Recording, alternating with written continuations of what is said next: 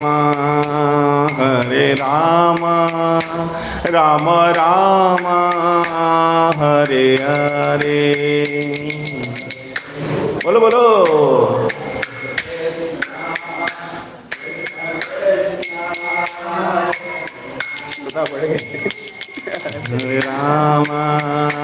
हरे राम राम राम हरे हरे।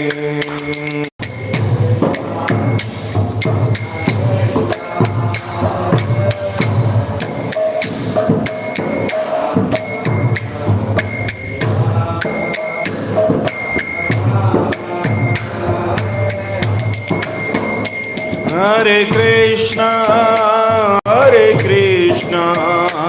कृष्ण कृष्णा हरे हरे। हरे राम राम राम हरे हरे। हरे कृष्ण कृष्ण कृष्ण हरे हरे। राम हरे राम राम राम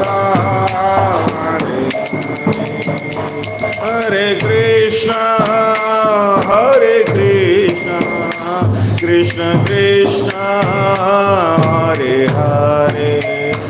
हरे Ram Ram Ram Ram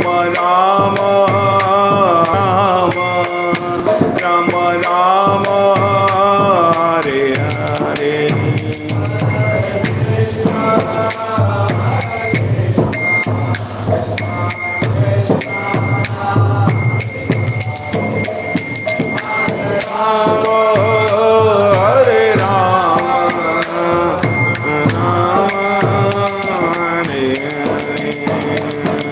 Hare Krishna Krishna Krishna Hare Hare Hare Rama Ram Ram Hare Hare.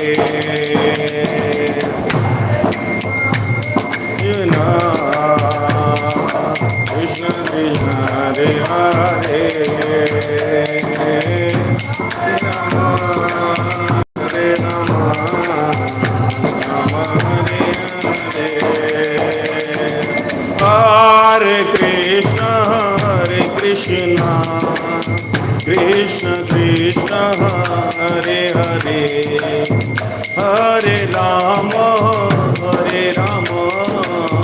Ram Rama Hare Hare. Krishna Krishna Krishna Hare Rama Ram Rama Hare Hare. Jaya Gaur Nataraj Jaya Dayal Nitaya Gaur Nataraj Jaya Dayal Nitaya.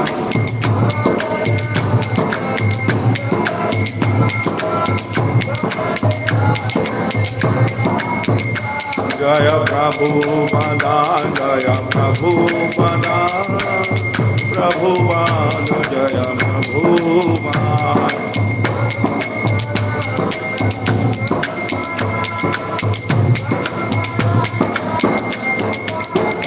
Vedai Gaur Hari Bol Hari Bol Hari Bol. Vedai Gaur Hari Bol.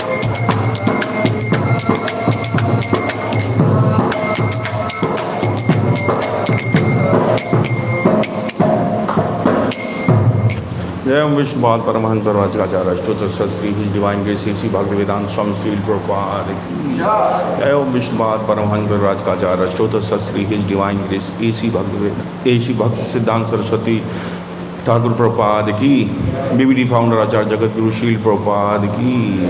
प्रेम से कहो जय श्री कृष्ण चैतन्य प्रभु नित्यानंद श्री अद्वैत गदाधर शिवासादि गौर भक्तवृंद की। श्री श्री राधा कृष्ण गो गोपीनाथ राधा कुंड श्याम कुंड garage Govardhan की। वृंदावन मथुरा धाम की, नवदीप मायापुर धाम की, पुरुषोत्तम क्षेत्र जगन्नाथपुरी धाम की, अयोध्यापुरी धाम की, गंगा माई यमुना माई की, भक्त देवी तुलसी महारानी की। All glory to Shambhu, all glory to Shambhu, all glory to Shambhu, all glory to Shambhu, all glory guru and Gauranga Jagat Guru शील प्रभुपाद की। ओम नमो भगवते वासुदेवाय।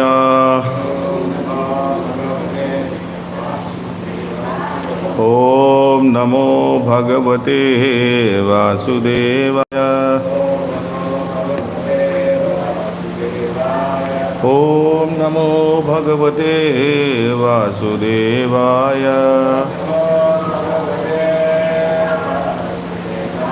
नारायणं नमस्कृत्यं नरं चैव नरोत्तमं देवीं सरस्वतीं व्यासं ततो जयमुदीरयेत्। नष्टप्रायेषु भद्रेषु नित्यं भागवत सेवया भगवती उत्तम श्लोके भक्तिर्भवति नैष्टिकी। कृष्णाय वासुदेवाय देवकी नंदनाय च नंदगोपकुमाराय गोविंदाय नमो नमः। हरे कृष्णा। सभी का स्वागत है मॉर्निंग भागवत क्लास में। तो आज का वर्स है 1.13.18 कैंटो 1 चैप्टर नंबर 13 धृतराष्ट्र द्वारा गृह त्याग और वर्स नंबर 18। तो अभी अभी हमें इसका प्रमाण मिला कि भगवान जो है परमात्मा स्वरूप में सबके हृदय में होते हैं।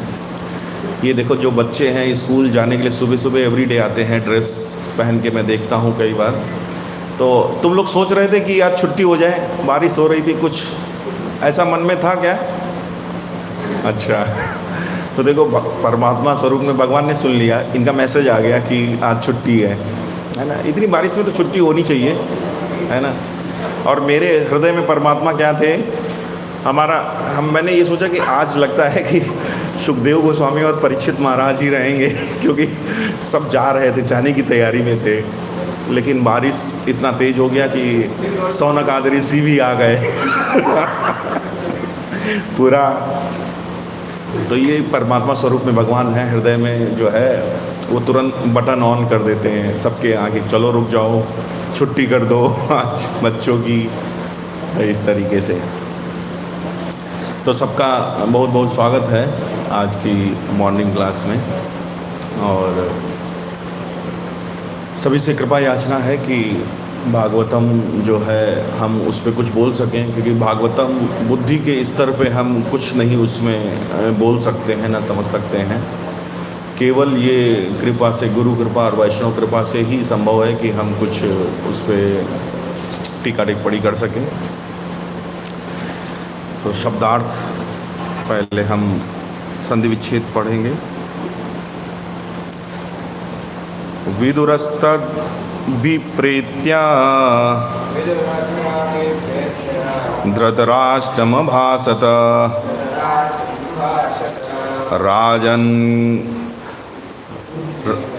राजन्निर्गम्यात् शीघ्रं पश्येदं भयमागतम्। विदुरस्तदभिप्रेत्या धृतराष्ट्रमभाषत राजन्निर्गम्यत्यां शीघ्रं पश्येदं भयमागतम्। विदुरस्तभिप्रेत्या धृतराष्ट्रमभाषत राजन्निर्गम्यत्यां शीघ्रं पश्येदं भयमागतम्। संधि विच्छेद। विदुरः महात्मा विदुर ने तत् वह अभिप्रेत्य ठीक से जानकर धृतराष्ट्रम महाराज धृतराष्ट्र से अभासतम कहा, राजन हे राजा, निर्गम्यताम कृपा करके बाहर निकले,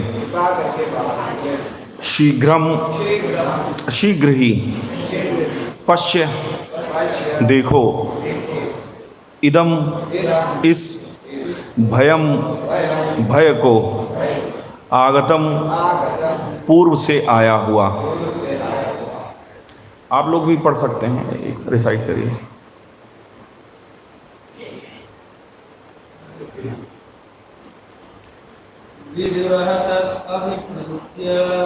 विदुरस्तद अभिप्रेत्य धृतराष्ट्रम वासत नाजन निर्गमत्याम शीघ्रम पश्येदं भयमागतम्।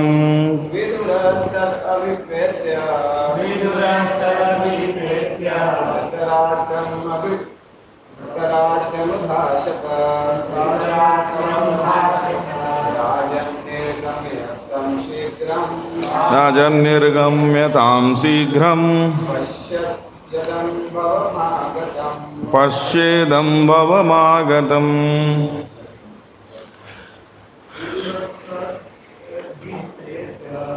विदुरस्तद अभिप्रेत्य धृतराष्ट्रं भासत निर्गम्यतां शीघ्रं पश्येदं भयमागतम्। तो शब्दार्थ और तात्पर्य श्रील प्रभुपाद द्वारा। श्रील प्रभुपाद की जय। महात्मा विदुर यह सब जानते थे, अतएव उन्होंने महाराज धृतराष्ट्र को संबोधित करते हुए कहा, हे राजन, कृपा करके यहाँ से शीघ्र ही बाहर निकल चलिए, विलंब न कीजिए। जरा देखो तो भय ने किस प्रकार आपको वशीभूत कर रखा है। तात्पर्य, क्रूर काल को किसी की चिंता नहीं होती, चाहे वह महाराज धृतराष्ट्र हो या महाराज युधिष्ठिर ही क्यों न हो। अतएव बूढ़े महाराज धृतराष्ट्र को जो आध्यात्मिक उपदेश दिया वह उनसे अल्प आयु वाले महाराज युधिष्ठिर पर भी लागू होता है। एक प्रकार से राजमहल का प्रत्येक व्यक्ति, राजा तथा उनके भाइयों एवं माता, सब महात्मा विदुर के भाषणों को ध्यान से सुन रहा था। किंतु महात्मा विदुर को ज्ञात था कि उनके उपदेश विशेषकर महाराज धृतराष्ट्र के ही निमित्त हैं, क्योंकि वे अत्यधिक भौतिकवादी हैं। राजन शब्द से महाराज धृतराष्ट्र को विशेष रूप से संबोधित किया गया है। महाराज धृतराष्ट्र अपने पिता के सबसे बड़े पुत्र थे, अतएव नियमों के अनुसार उन्हें हस्तिनापुर के सिंहासन पर आरूढ़ होना था। किंतु जन्मांध होने के कारण वे अपने न्यायोचित अधिकार से अयोग्य मान लिए गए थे। वे इस शोकावस्था को भूल नहीं पाए, किंतु अपने छोटे भाई पांडु की मृत्यु के पश्चात यह निराशा कुछ कम हो गई। उनके छोटे भाई अपने पीछे कुछ अल्पवयस्क पुत्र छोड़ गए थे, अतएव महाराज धृतराष्ट्र उनके स्वाभाविक अभिभावक बन चुके थे। किंतु उनकी अधिक अभिलाषा यह थी कि वे वास्तविक राजा बने और अपना राज्य दुर्योधन आदि अपने पुत्रों को हस्तांतरित कर दें। इन राजसी महत्वाकांक्षाओं को लेकर महाराज धृतराष्ट्र राजा बनना चाह रहे थे, अतएव वह अपने साले शकुनी की सलाह से सभी प्रकार के षड्यंत्र रच रहे थे। किंतु श्री भगवान की इच्छा से संपूर्ण योजना असफल रही। वे अंतिम अवस्था में भी अपना सब कुछ, सारे परिजन तथा अपना संपूर्ण धन खोकर भी राजा बने रहना चाहते थे, क्योंकि वे महाराज युधिष्ठिर के ताऊ जो थे। महाराज युधिष्ठिर ने अपना कर्तव्य समझकर महाराज धृतराष्ट्र की राजसी प्रतिष्ठा को बनाए रखा और महाराज धृतराष्ट्र सुखपूर्वक राजा बने रहने अथवा महाराज युधिष्ठिर के राजसी ताऊ होने के भ्रम में अपने गिने चुने दिन काट रहे थे।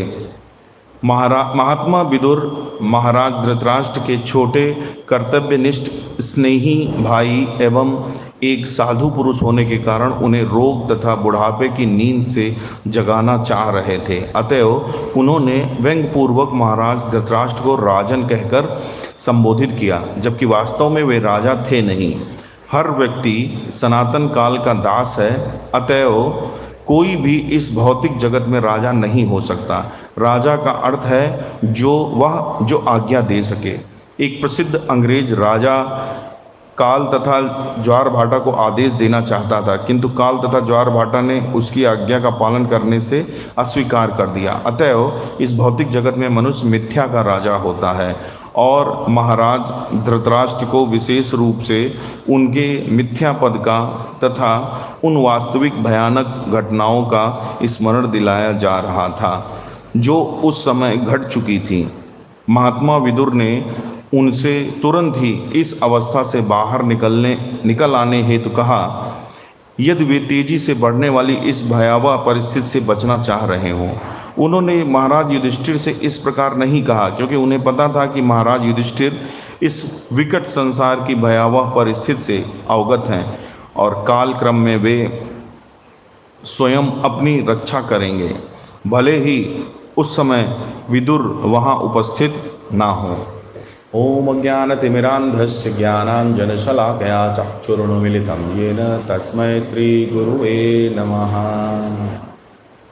श्री श्री गौर नटराज दयालिदाय भगवान की जय। टाइम हो चुका है काफ़ी, तो पुनः सभी का स्वागत है बहुत बहुत, और कृपा याचना है कि हम कुछ परंपरागत सही शब्दों का चयन करते हुए इस श्लोक का तात्पर्य बता सकें।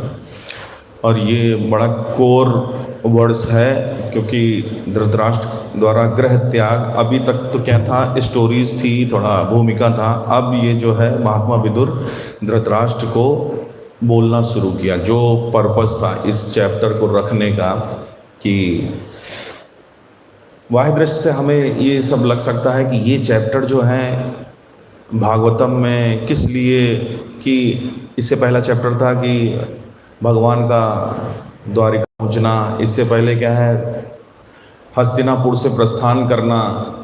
तो ये भगवान के आने और जाने के ये सब चैप्टर क्यों हैं, इसमें कौन सा भागवत है, कौन सा सिद्धांत है।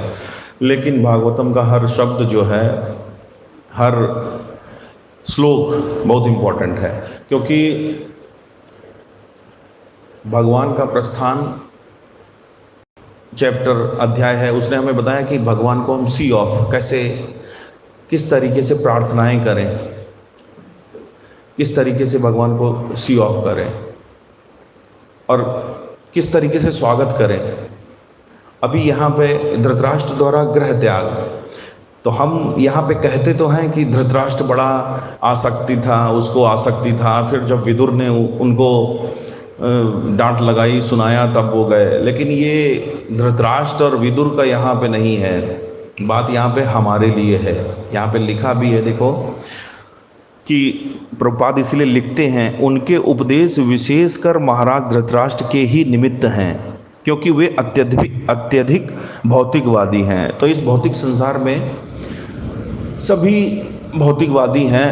अब डिग्री ऑफ मटेरियलिज्म जो है वो सबका अलग अलग है, कोई 100% मटेरियलिस्टिक है, कोई 98, सबकी कंडीशनिंग है अलग अलग। तो कहीं ना कहीं एक परसेंटेज ऑफ धृतराष्ट्र जो है हमारे सबके अंदर है।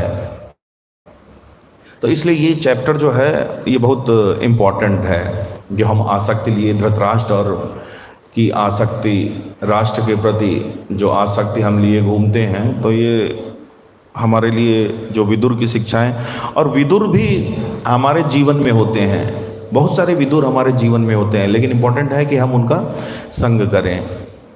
विदुर का संग नहीं करते हैं, हम अपने जीवन के जितने शकुनी होते हैं उनका साथ लेते हैं। तो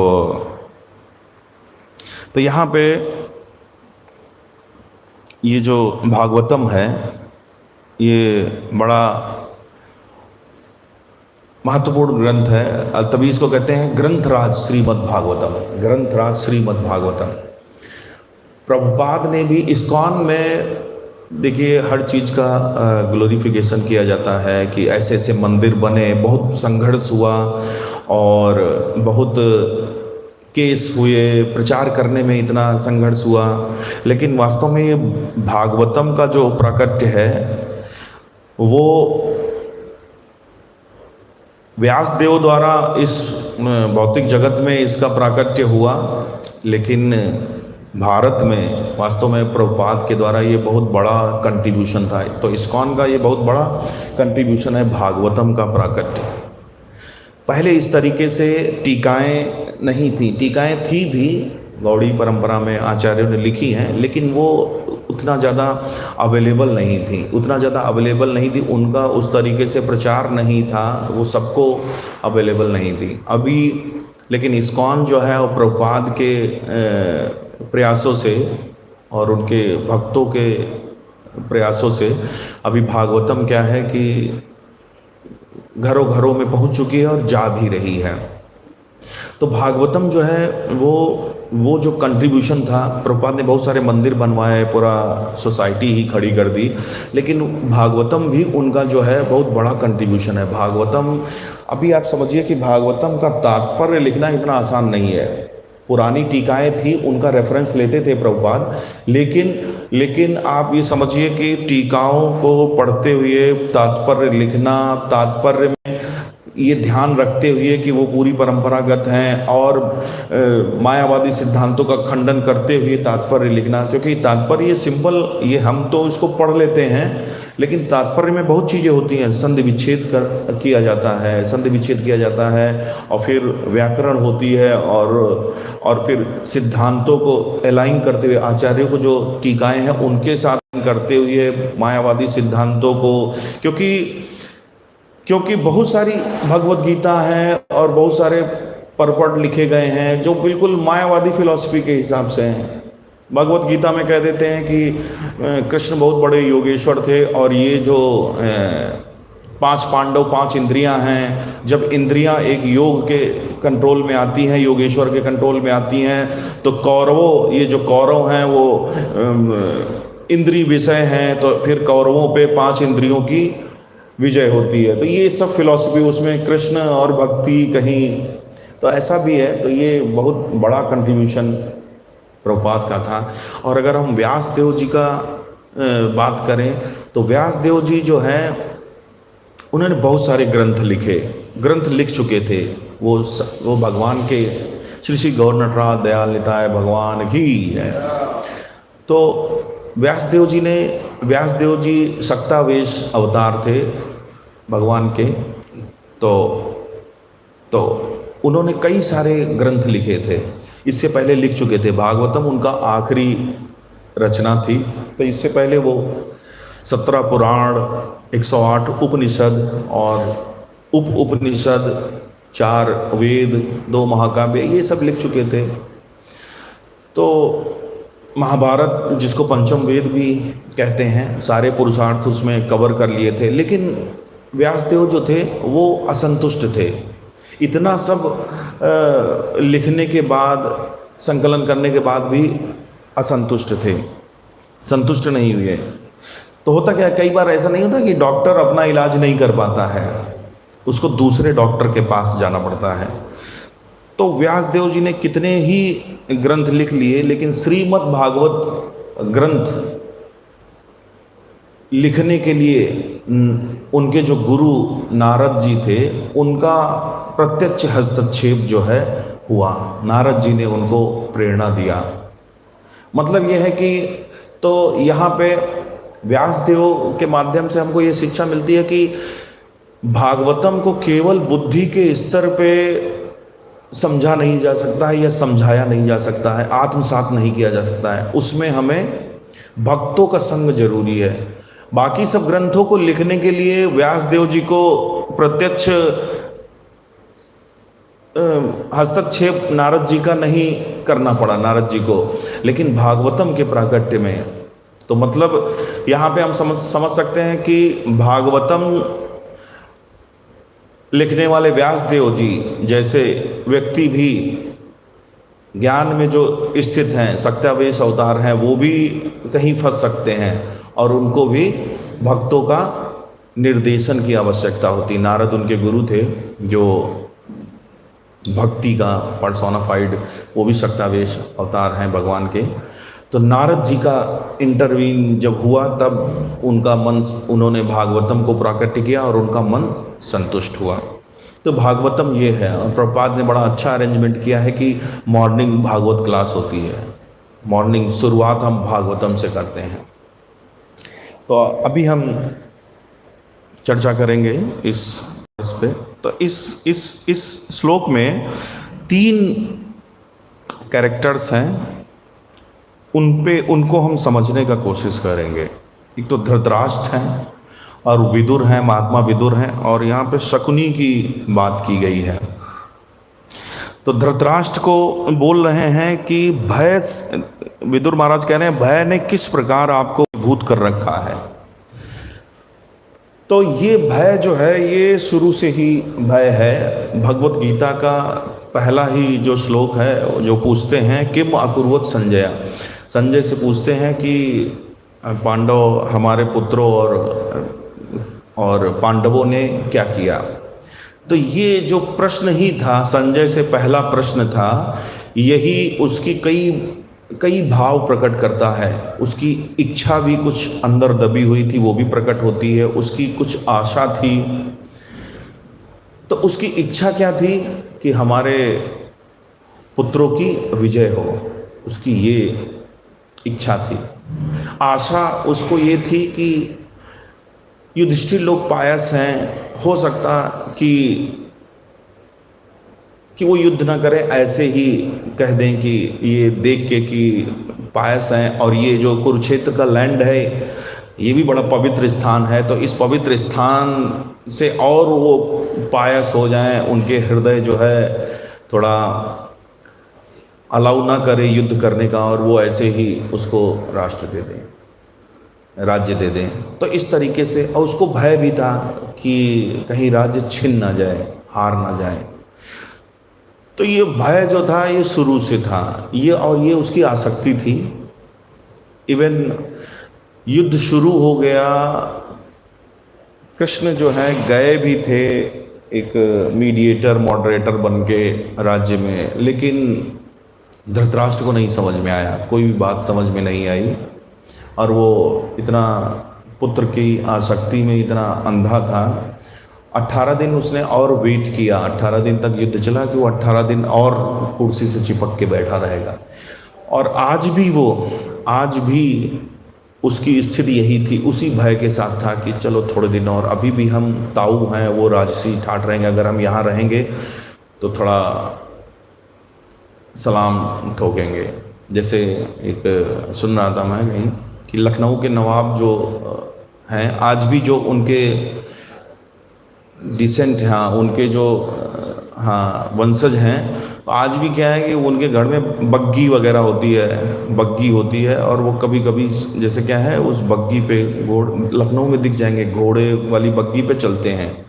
और उनका सब कुछ ख़त्म हो चुका है, क्योंकि लखनऊ के नवाबों के बारे में पता है कि सब कुछ उन्होंने, हरे कृष्ण प्रभु जी, तो सब खत्म हो गया। लेकिन वो क्या है, वो बिल्कुल उसी रुतबे में रहते हैं, और उनके वो 4-5 जो हैं, 4-5 उनके चाटुकार हैं। जैसे उनके घर के बाहर कोई पान वाला है तो निकलते हैं तो सलाम करते हैं, तो वो 10 रुपया दे देते हैं।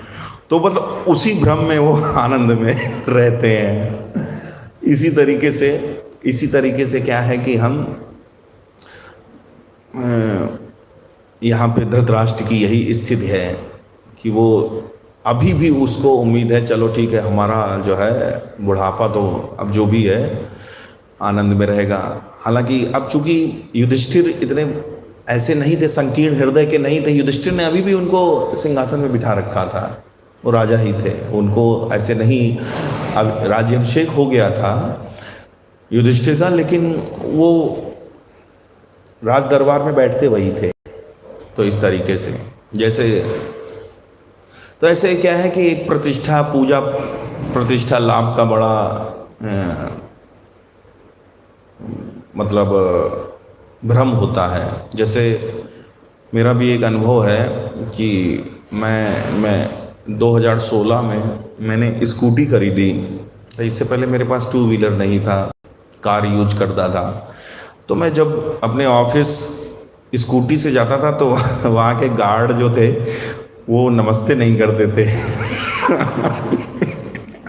मैं ऐसे निकल जाता था। इनफैक्ट जो भी टू व्हीलर बाइक से आते थे, और जिस दिन मैं कार से जाता था तो वो जैसे कार जैसे ही वो कार गेट पे पहुंचती थी वो दौड़ के गेट खोलते थे, और वो मतलब सब तो वो ट्यून्ड थे ऑटोमेटिक थे कि कार कोई आए तो बस सलाम कर ले। तो मतलब पहले जब मैं कार से आता था तो हमेशा मुझे, लेकिन जब स्कूटी लिया तो ऐसा हुआ, तो मेरा भ्रम खत्म हुआ कि वास्तव में ये स्कूटी और कार का है मैटर। ये हमारी कार को सलाम करते थे, हमें नहीं करते थे। अगर हमें करते तो कार में तो आदमी दिखता भी नहीं है, अंदर छुपा रहता है। तो और स्कूटी में तो साक्षात दिख रहे हैं, मतलब उसमें निकले। तो तब हमें लगा कि तो वो भ्रम खत्म हुआ कि वास्तव में ये हमारी कार को ही करते थे और हमें सलाम नहीं आया। तो इस तरीके के हमें भ्रम होते हैं। बड़ा अच्छा भी लगता है अंदर से कि हाँ देखो हमें, और ये भी अनुभव किया है कि कई बार क्या है कि इवन मंदिर में भी, क्योंकि ये जो है ये बिल्कुल जैसे बर्तन में तेल डालो, तेल डाला एक बर्तन में और फिर वो फेंक दिया, तेल फेंक दिया, ठीक है ना, तो तेल ख़त्म हो जाएगा बर्तन में। पानी से धो भी दिया, लेकिन उसकी चिकनाई जो है ना वो बनी रहती है। वो जब तक रिन से या सर्फ से ना घिसो तब तक वो करारी आवाज़ नहीं आती है। बर्तन को जब धुलने के बाद एक आवाज़ आती है उसको अंगूठे से करने पे, तब लगता है वो साफ़ हो गया।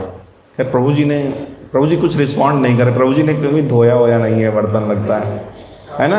जब प्लेट्स वगैरह हाँ एक आवाज़ आती है कि हाँ साफ़ होने की आवाज़ आती है वो। हाँ तो उसमें क्या होता है कि लेकिन क्या है कि अगर हम उसको अच्छे से रगड़े ना तो वो आवाज़ फिर नहीं आती है, उसमें थोड़ी चिकनाई लगी रहती है। तो हम क्या है कि मंदिर में भी आते हैं कई बार ऐसा अनुभव होता है जैसे अंदर आए और ऐसे निकले तो पड़ोस में कोई खड़ा है और थोड़ा हमसे जूनियर है और उसने हमको अगर हरे कृष्णा नहीं किया तो थोड़ा जो है यार आज हमको देखो हरे कृष्णा नहीं किया इसने, है ना। तो वो चिकनाई जो है चिपकी रहती है, वो आसक्ति जो है कहीं ना कहीं भ्रम जो है। तो इसीलिए क्या है कि इसीलिए हमको सर्फ दिया गया है। क्या है सर्फ? हरे कृष्ण कृष्ण कृष्ण हरे हरे, हरे राम राम राम हरे हरे। तो हमारा जो है चेतो दर्पण मार्जनम होगा, जो हमारा चित्त रूपी दर्पण है। तो इस तरीके से धृतराष्ट्र की यही स्थिति थी, वो बड़ा भ्रम में था। तो ये धृतराष्ट्र का जो कैरेक्टर है, तो हमारे अंदर भी एक डिग्री ऑफ धृतराष्ट्र है अंदर। किसी के अंदर 100% है, जैसे मेरे अंदर 100% है, आप लोगों के अंदर 0 भी हो सकता है। काफ़ी आप मतलब गुरु चरण में रह के इस तरीके से प्रयास कर रहे हैं, गुरु के चरणों में बैठ के। तो ये डिग्री ऑफ धृतराष्ट्रनेस जो है वो सबके अंदर है, ठीक है। और अगर धृतराष्ट्रनेस है, हमारे जीवन में विदुर भी होते हैं, हमारे जीवन में विदुर भी होते हैं, लेकिन हम सुनते नहीं हैं उन विदुर। ऐसे दोस्त होते हैं, ऐसे लोग होते हैं, वो भक्त हो सकते हैं, कोई मटेरियल व्यक्ति होता है, कुछ हमें अच्छी बातें कहते हैं, लेकिन और विदुर होना जरूरी भी है। विदुर होना जरूरी भी, जब हम ऐसे नहीं सुनते तो फिर अब वास्तव में यहाँ पे थोड़ा सभ्य भाषा में लिखा है, विदुर ने थोड़ा बोला होगा यार निकल लो अब तुम, बहुत हो गया। मतलब भाई उनके बड़े भाई ही तो थे, और वैसे धृतराष्ट्र को बड़ा स्नेह था, विदुर से बहुत स्नेह था। और क्या है कि भीष्म पितामह जो है वो भी तीनों को एक लेवल पे देखते थे। हालांकि ये दासी पुत्र थे, लेकिन बड़ा और विदुर को भी बड़ा स्नेह था। अभी आपने देखा था पहले के श्लोक में, जब विदुर 30 साल बाद लौटे हैं तो किस तरीके से उनका स्वागत किया गया। उसमें ये एनालॉजी दी गई है कि मृत शरीर में आत्मा चेतना आ गई, इस तरीके से विदुर का मिलन हुआ जब वो लौट के आए। तो विदुर को भी बड़ा स्नेह था कौरव वंश से, और धृतराष्ट्र भी उनको मतलब प्रेम करते थे, और भाइयों का, और था क्या, इनमें कोई बहुत ज़्यादा बड़ा छोटा तो कोई था नहीं, क्योंकि व्यासदेव जब थे तो अंबिका अम्बालिका और दासपुत्री, ये क्या है कि सेम टाइम कंसीव किया था, दृष्टिपात किया था सेम टाइम। तो इनमें ऐसा कोई बहुत बड़ा नहीं था कि बहुत एज का डिफरेंस है तो थोड़ा आदर से, तो थोड़ा भाइयों में तो ऐसे बात हो ही जाती है। तो विदुर ने तो बहुत अच्छे से चमकाया होगा कि अब अब बहुत हो गया, बहुत चिपक लिए, अब निकल लो बस।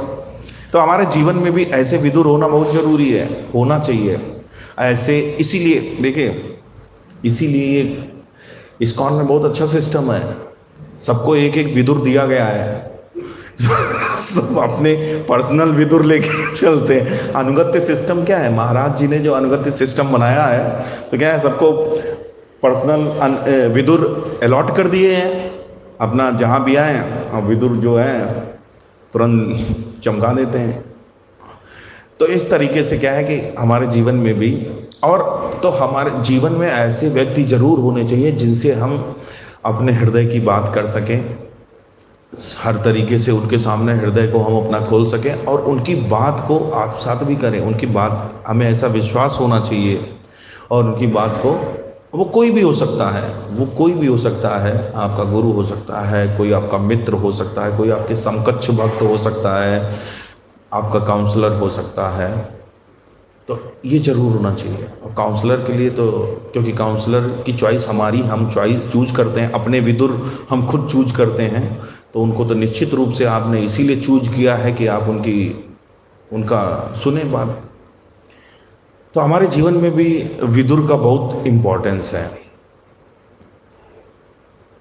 तो विदुर क्या है कि विदुर होने चाहिए, विदुर हमारे जीवन में होने चाहिए, और शकुनी नहीं होने चाहिए, लेकिन वो आ जाते हैं, शकुनी होते ही हैं हमारे जीवन में। अब शकुनी का क्या कैरेक्टर था, देखिए शकुनी क्या था, जो गांधारी इसकी बहन थी, तो गांधारी बहुत सुंदर थी, बहुत सुंदर मतलब राजकुमारी थी गांधारी की, और बड़ा स्किलफुल थी, बहुत गुणवान थी।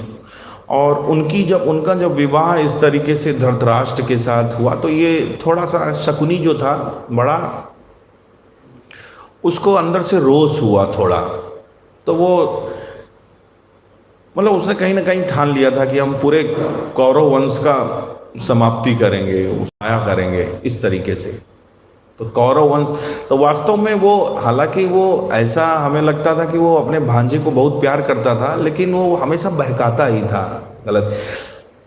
दरबार में विदुर भी बैठते थे और शकुनी भी बैठते थे। विदुर के खड़े होते, विदुर ऐसे मुंह खोलते थे, इतनी देर में उसके 3-4 सेंटेंस आ जाते थे और धृतराष्ट्र तो क्यों दे।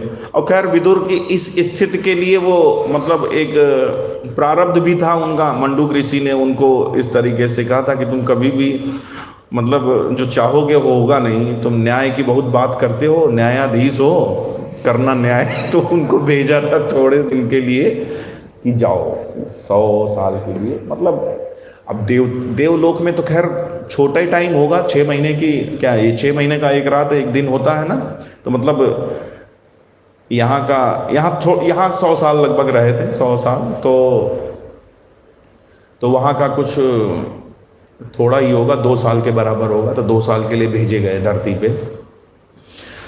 तो वो बेचारे हमेशा एक व्याकुलता में ही रहते थे, आंखों के सामने देखते थे, क्योंकि उन्होंने मंडूक ऋषि के साथ वो जस्टिफाई नहीं कर पाए थे ना।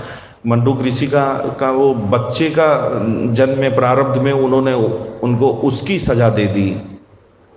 तो मंडूक ऋषि ने कहा, तुम कैसे न्यायाधीश हो, यमराज बने घूम रहे हो, तुमको ये पता नहीं है कि एक बच्चे का जो है कि गलती का वो प्रारब्ध में नहीं जुड़ता उसका, तो खैर तो वो आ गए विदुर की अब देखो जाके तुम भी भटकते घूमोगे, बहुत कुछ चाहोगे, आंखों के सामने देखोगे, नहीं कर पाओगे।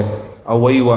तो राज दरबार में बैठते विदुर भी थे और शकुनी भी बैठता था, लेकिन विदुर बस कुछ भी मतलब कहीं भी कुछ भी कूटनीति या राजनीति का कुछ भी मैटर होता था तो वो शकुनी जो है जब तक ये एक आध कुछ बोलने के लिए सोचते थे तब तक शकुनी वो 3-4 दाग देता था। और महाभारत सीरियल है जो बी आर चोपड़ा का है कि रामानंद सागर का, बी आर चोपड़ा का, रामानंद सागर का कृष्णा है, उसमें विदुर का जो कैरेक्टर भी दिया है ना वो भी बड़ा दयनीय दिखते हैं, वो रोते ही रहते हैं हमेशा, और उनको बड़ा बढ़िया कैरेक्टर ढूंढ के लाए, बड़ा सही पर्सोनाफाइड किया है। तो शकुनी क्या है कि हमारे जीवन में शकुनी भी बहुत होते हैं। कैसे शकुनी होते हैं? अरे चलो यार चलते हैं, अच्छा ये चलो बहुत बढ़िया मूवी आई है, ऐसा है देख आते चल गए हैं, तो ये सब शकुनी हैं। और शकुनी ये बिल्कुल बचपन से ही शकुनी जो है ये पीछे लग जाते हैं स्कूल के लेवल पे, फिर कॉलेज के लेवल पे, जॉब के लेवल पे शकुनी ज़्यादा होते हैं, फिर वहाँ हमारा स्कोप बढ़ जाता है। देखिए बचपन में क्या है कि बचपन में हमारा जो दायरा होता है, बचपन में जैसे छोटे बचपन है मदर की लैप में रहे, फिर थोड़ा दायरा बढ़ा, फिर हम थोड़ा क्रॉलिंग करने लगे, घर के इधर उधर चीज़ों में चले गए, फिर क्या हमारी एक साइकिल आ जाती तो हमारी साइकिल ही वो स्कोप हो जाता है, बस साइकिल में ही थोड़ा उसने वो धक्का दे दिया, उसने उसका टायर पंचर कर दिया, थोड़ा बहुत दायरा बढ़ जाता है। फिर थोड़े बड़े होते स्कूल में पहुंचते हैं, थोड़ा दायरा बढ़ता है, फिर कॉलेज में जाते हैं, फिर बाइक आती है, फिर हमारा और दोस्त बनते हैं, तो वहाँ पे शकुनी जो है बढ़ने लगते हैं, पावर बढ़ने लगती है शकुनी की। फिर क्या है बाइक, अब और दायरा बढ़ता है, फिर बाइक आ गई, फिर बाइक पे पीछे कोई बैठने वाली हो उसका अरेंजमेंट करना शुरू करते हैं। तो इस तरीके से क्या है कि शकुनी भी फिर जो है हमारे जो आसपास के वो पढ़ने लगते हैं, फिर जॉब में चले जाते हैं, फिर पैसा भी इंडिपेंडेंटली हमारे हाथ में पैसा आ जाता है। तो इस तरीके से हमारे जीवन में शकुनी ना चाहते हुए भी आ जाते हैं, और विदुर भी होते हैं लेकिन हम सुनते नहीं हैं, विदुर की सुनते नहीं हैं। तो लेकिन हम बहुत लकी हैं कि हम इस्कॉन में हैं, इस तरीके से एक सोसाइटी में हैं जहाँ पे हमें एक विदुर अपॉइंट कर दिया जाता है कि ये तुम्हारे विदुर हैं, इनकी हमें सुनना है। तो जीव की स्थिति ऐसी ही है कि वो आसक्ति में है, भ्रम में, बस सबकी डिग्री ऑफ आसक्तिनेस अलग अलग हो सकती है, बट सब आसक्त हैं कहीं ना कहीं। एक ब्रह्मचारी भी अगर उसने सब कुछ छोड़ दिया है, अगर वो उसको जो लोटा और चादर मिली है उसके लिए भी आसक्त है, तो वो भी आसक्ति है। अगर वो उस लोटे और थाली के लिए भी अगर वो उसके अंदर आ सकती है तो उसी के बराबर है कि एक गृहस्थ पैसों के लिए आसक्त है। निश्चित रूप से उसने पैसे छोड़ दिए हैं, ठीक ना, घर छोड़ दिया है, वो लक्ष्मी का नहीं, लेकिन अगर उसकी आसक्ति अपने लोटे में और थाली में भी हो गई तो कहीं ना कहीं फंसा देगी। तो अब ये जो है, तो इसीलिए एसोसिएशन जो है, एसोसिएशन बहुत इम्पोर्टेंट हो जाता है हमारे लिए। और हमारा मूवमेंट ही है क्या है, हरिनाम यस्य नाम संकीर्तन, यस्य नाम संकीर्तन, मतलब कि संकीर्तन मतलब साथ में कीर्तन करना। ऐसा तो नहीं है कि महाप्रभु ने बताया अपने अपने घरों में बैठ के करो संकीर्तन। जब साथ में कीर्तन करेंगे और साथ में अगर हम काम कर रहे हैं, दैट मीन्स एसोसिएशन पिक्चर में आ गया। कोई भी ऐसी सेवा नहीं है जो अकेले की जाती हो, सहयोग से होती है, क्योंकि उसमें एसोसिएशन, और एसोसिएशन ही जो है वो हमारी आसक्ति, हमारे अहंकार, आसक्ति होती क्यों है, अहंकार कि हमें ये मिलना चाहिए, हमें हम इसीलिए आसक्ति आती है। फिर आगे पूरा नहीं होता है, फिर क्रोध होता है, फिर क्रोधात् भवत् सम्मोहात् स्मृति विभ्रम और स्मृत भ्रंशाद बुद्धिनाशात् प्रणश्यति। बिल्कुल हम मटेरियल लेवल पे आ जाते हैं। तो ये सीक्वेंस है। तो एसोसिएशन जो है, एसोसिएशन में क्या होता है, जब हम एसोसिएशन का मतलब ये नहीं कि साथ में बैठना, केवल साथ में बैठे हैं। एसोसिएशन का मतलब हम अपनी इच्छाओं को जला के वैष्णव की इच्छाओं में अपनी इच्छा बना लें, तब हमारे अहंकार का जो है वो कटाई होगी, वो खत्म होगा, और तब ये आसक्ति, अहंकार, काम, क्रोध, लोभ, मोह, मत्सर खत्म होगा। तो इस तरीके से यहाँ पे विदुर के जो आगे भी वो और अच्छे से डांटा, तो अच्छे से होगा, खैर बहुत अच्छे से लगाया होगा कि अब निकल लो बस तुम। तो ऐसे विदुर भी हमारे जीवन में होने चाहिए, जो बिल्कुल सीधे सीधे लाठी बजाएं, ज़्यादा बहुत कि अरे प्रभु जी ऐसे नहीं, वो सीधे सीधे, क्योंकि प्रभु जी सुनते सुनते नहीं सुनते हैं, है ना, वो महाप्रभु समझने लगते हैं। नहीं, हम तो महाप्रभु हैं, अभी प्रभु कह के नहीं समझ में आएगा, महाप्रभु जब बन जाएंगे तब। तो इस तरीके से संग जो है, संग बहुत इम्पोर्टेंट है। संग केवल संग नहीं, सत्संग जो है वो बहुत इम्पोर्टेंट है, क्योंकि संग मतलब कुसंग भी संग है, कुसंग में भी संग आता है, सत्संग में भी संग आता है, लेकिन हमारे लिए जरूरी है संग वैष्णव के साथ। अभी देखिए, इसीलिए इवन देखिए हम लोग वृंदावन जाते हैं, ग्रुप में जाते हैं, सीधे सीधे एग्जाम्पल देखिए, मोटा मोटा समझ लीजिए। अभी अकेले चले जाओ, देखो कितने अपराध हो जाएंगे। नोट करते रहो, कहीं चाट पकौड़ी खाओगे, कहीं यहाँ बैठ गए, कहीं वहाँ बैठ गए, ठीक है। लेकिन ग्रुप में होते हैं हम, तो क्या है, अपराध से बचते हैं। सीधा सीधा एग्जाम्पल है ग्रुप में कि ठीक है। और हम इमिटेट करने का, जो हमारा वैष्णव होते हैं, इनिशियली हम इमिटेट करने का भी प्रयास करते हैं कि देखो वो इस तरीके से कर रहे हैं, उन्होंने प्लेज लिया है कि निर्जला, पहले हम दर्शन कर लेंगे तब हम वहाँ पे बहुत लोग ऐसा करते हैं कि पहले दर्शन कर लेते हैं तब ही कुछ लेते हैं, धाम में जाते हैं, या परिक्रमा की धाम में जाके हम परिक्रमा करेंगे। तो हम ऐसे प्रयास करते हैं, संग में रहेंगे तो प्रयास करते हैं, पहले इनिशियली इमिटेट करते हैं, फिर वो आत्मसात कर लेते हैं। तो इस तरीके से जो धृतराष्ट्र है हमें मतलब ये कथा हमारे लिए कथा नहीं है कि धृतराष्ट्र बहुत बेकार था, बहुत बोलते हैं, अभी तो धृतराष्ट्र हैं, अभी तो धृतराष्ट्र ही हैं, डिग्री ऑफ धृतराष्ट्र तो है ही है कहीं ना कहीं। तो ये हमारे लिए इंस्ट्रक्शन है। और जो हमारे विदुर हैं, हमारे आसपास जो विदुर हैं, उनको पहचानना है और उनकी सुनना है, और शकुनी से दूर रहना है। हरे कृष्णा कह के बस निकल जाता है। ठीक है प्रभु जी, तो यहाँ पे हम क्लोज करते हैं। ग्रंथराज श्रीमद् भागवतम की जय।